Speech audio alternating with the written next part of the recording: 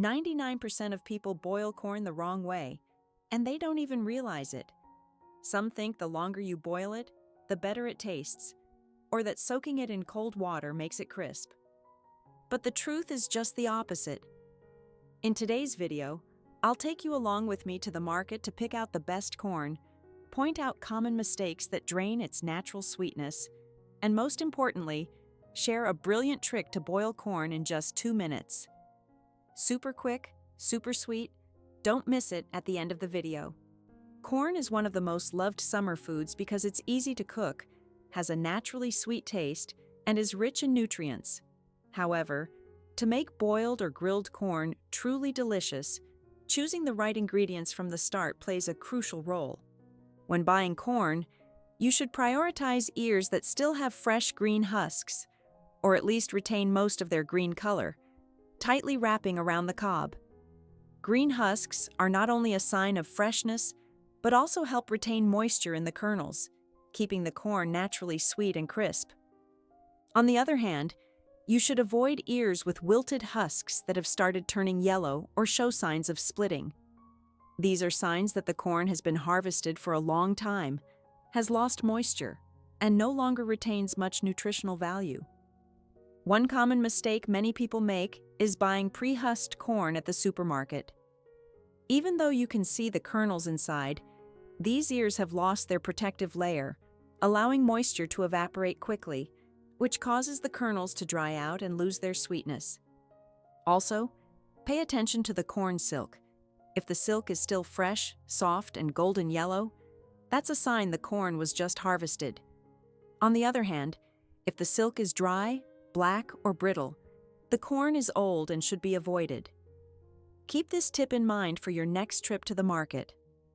Once you've picked out fresh, high-quality corn, proper storage is just as important to preserve its sweetness, crispness, and nutritional value. Many people have a habit of peeling off the husks right after bringing the corn home to make it easier to use later. But in reality, this is a common mistake that causes the corn to lose moisture quickly, dry out, and lose its freshness. The green outer husk doesn't just serve as a protective layer, it also helps naturally retain moisture for the corn kernels. That's why, if I'm not eating the corn right away, I absolutely don't remove the husk. The best way is to leave the husk intact, and if I plan to eat it within a few days, I wrap each ear tightly in plastic wrap and store it in the refrigerator. This method keeps the corn fresh for 2 to 3 days without drying out or losing flavor.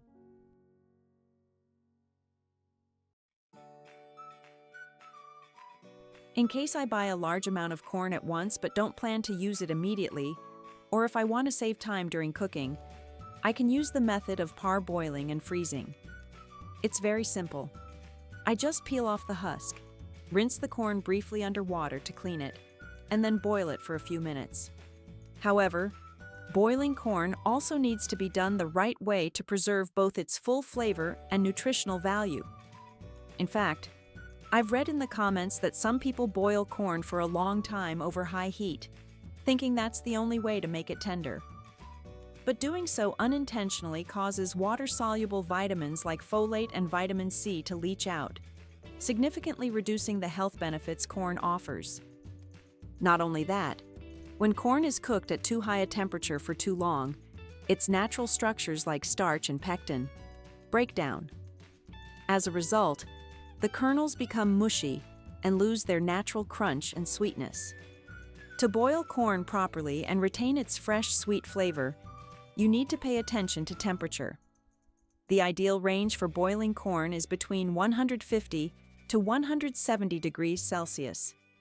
This is the temperature that allows the corn to cook through while staying juicy and preserving its nutrients.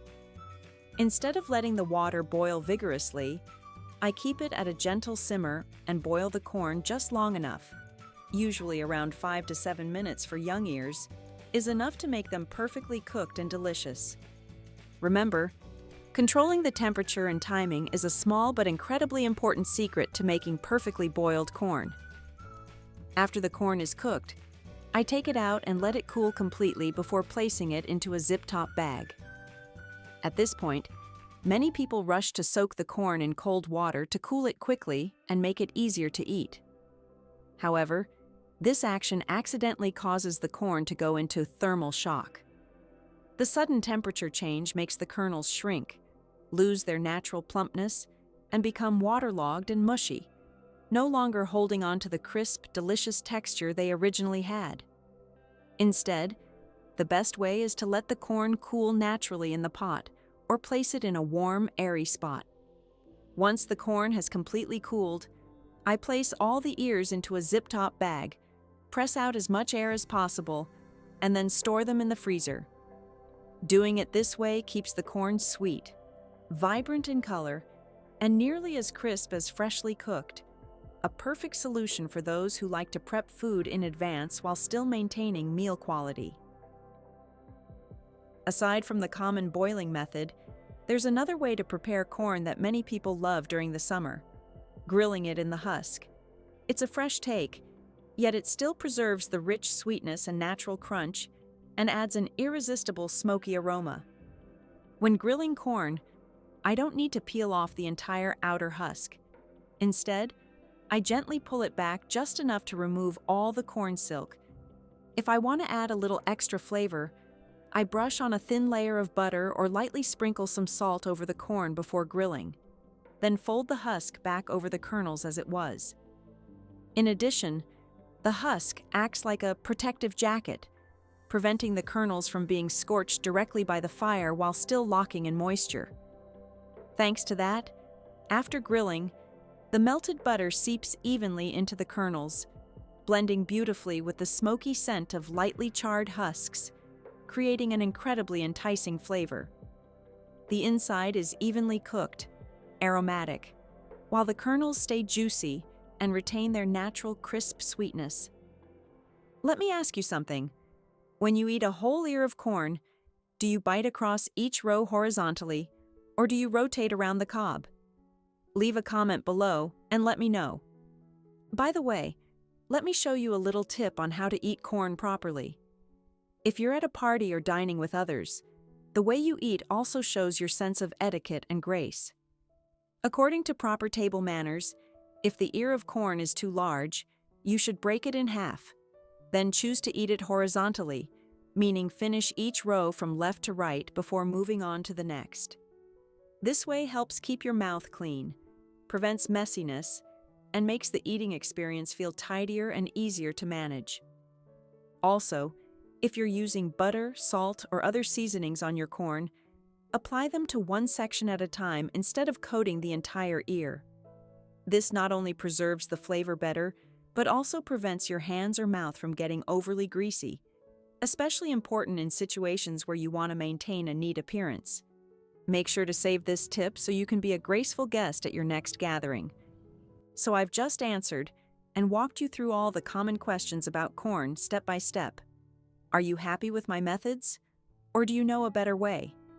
If so, don't hesitate to share it with me and everyone else. I'd love to hear your tips too. Now, just as I mentioned at the beginning of the video, it's time for Tracy to show you how to cook corn in just 2 minutes using nothing but a microwave. The method is super simple. First, there's no need to peel the corn. Keep the husk and silk completely intact. All you have to do is cut off the bottom part of the cob, about 1/4 of the length, just enough to expose the inner core. This step makes it easier to slide the cob out cleanly after cooking while still protecting the kernels during the process. Next, place the whole ear of corn in the microwave and set it on high heat for about 2 minutes. Depending on your microwave's wattage, you can add another 30 seconds if necessary. Once you take it out, just hold the top of the cob and gently pull. Everything, the husk and the silk, will slide right off together, leaving behind a perfectly golden, plump, and wonderfully fragrant ear of corn. Take a bite, and you'll immediately taste that satisfying crunch, the naturally rich sweetness, and incredible freshness. Just as good as traditionally boiled corn, but much quicker and more convenient. After today's video, you now have a complete understanding of corn, from how to choose the freshest ears, proper storage tips, and the right way to boil it without losing nutrients, to how to avoid thermal shock after cooking. And best of all, Tracy showed you a super quick method for cooking corn in the microwave. Just 2 minutes for a vibrant, juicy, and naturally sweet cob.